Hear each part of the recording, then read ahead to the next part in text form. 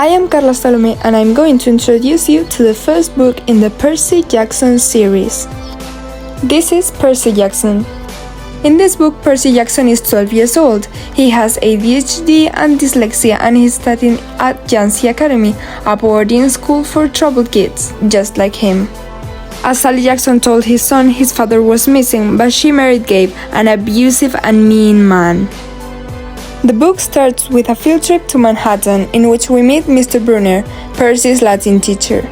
So in the field trip, Percy Jackson vaporized Mrs. Dodds, his maths teacher, with a sword given by Mr. Brunner. But when Percy comes out of the museum, no one seems to remember Mrs. Dodds. At the beginning of the book, we met Grover, who will be Percy's friend and protector, and Nancy Bobofit, who is a red-headed, freckly kleptomaniac and very annoying girl. After an incident in which Nancy Bobofit ended up in a fountain, Percy Jackson got back home. With his mother, he went on a trip to Montauk, as they used to do. There, Percy, Sally and Grover were persecuted by a Minotaur. It made Sally Jackson disappear into golden dust, and Percy killed the Minotaur. Then Grover took Percy to a camp for demigods, the camp Half-Blood. There, Percy Jackson met the camp director Dionysius, and Annabeth, Clarice, and Luke. Percy Jackson discovered he was the son of Poseidon, and Mr. Brunner was his center that trained heroes.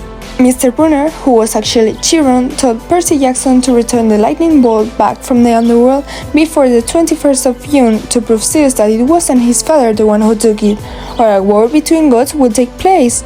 So Percy, Luke, and Annabeth went on a quest. In the underworld, many crazy things happen to these kids, such as beheading Medusa or finding Zeus' master bolt in the backpack that are escaped to Percy. Nevertheless, Percy could go back to New York to return the lightning bolt and meet his dad. Sally Jackson was safe at home, and with Medusa's head, he turned Gabe into a statue.